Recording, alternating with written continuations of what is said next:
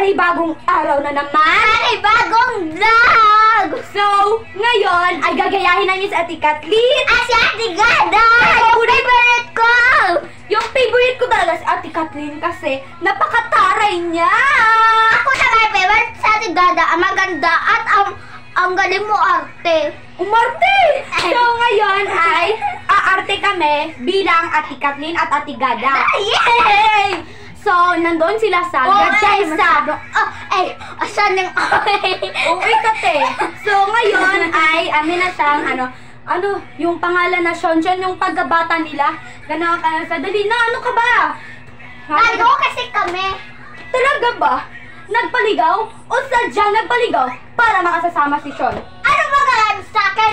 Dahil hindi kami mag-uli o dahil kasama ko si Sean? Kung ano mang ginagagalit ko, wala ka na doon. Sa tingin mo, okay na tayo? Nagkakamali ka! Ano ang sabi ni Sir Dan? Sabi ni Sean siya, tama na! Sunod, sige, subukan mo! Alam mo yung mangyayari! Ang landi mo! Hindi ako lang! Ikaw lang! Doon, ganon.